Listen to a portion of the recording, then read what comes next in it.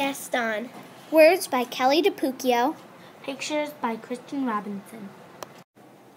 Mrs. Poodle admired her new puppies, Fifi, Fufu, Ooh La La, and Gaston.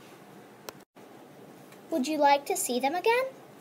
Fifi, Fufu, Ooh La La, and Gaston. Perfectly precious, aren't they? Mrs. Poodle thought so too. The puppies grew, as puppies do. 3 were no bigger than teacups. The 4th, however, continued to grow and grow until it was the size of a teapot. Mrs. Poodle took pride in teaching her puppies how to be proper pooches. They were taught to sip.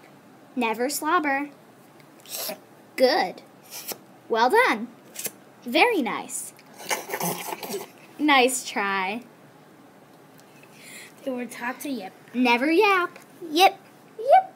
Yip. Ruff. And they were taught to walk with grace. Never race. Tip. Toe. Tippy-toe. Whoa! The puppies were also taught how to look pretty in pink, nibble their kibble, and ride in style. Whatever the lesson, Gaston always worked the hardest, practiced the longest, and smiled the biggest. Mrs. Poodle was very pleased with all her puppies. Fifi, Fufu, Ooh La La, and Gaston. Spring arrived, and the proud mother was eager to show off her darlings. She took them to the park for their very first stroll in public. There was much to see: daffodils, ducklings, dogs. Oh dear, who do we have here? Rocky, Ricky, Bruno, and Antoinette. Would you like to see them again? Rocky, Ricky, Bruno, and Antoinette. This was more than a little awkward. The mother sized up the pups sized up one another. It seems like there's been a terrible mistake, Miss Bulldog said, breaking the silence. Wee wee. Mrs. Poodle agreed sadly. Whatever shall we do? Mrs. Bulldog could not come up with an answer. I guess we'll let them decide, She replied at last. Gaston and Antoinette were young, but even they could see that there had been a mix-up. The 2 puppies began to circle around and around the group. Gaston walked with grace. Antoinette raced. Gaston yipped. Antoinette yapped. And when they finally came to a stop, the puppies had traded places. That looked right.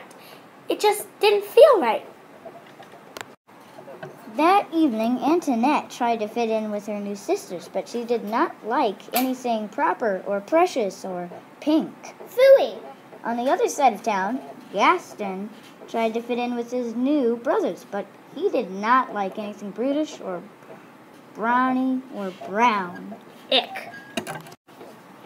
Antoinette and Gaston weren't the only ones who were having a hard time adjusting. The next morning, Mrs. Poodle forgot all about being proper and raced back to the park. Mrs. Bulldog was already there waiting with her burly brood.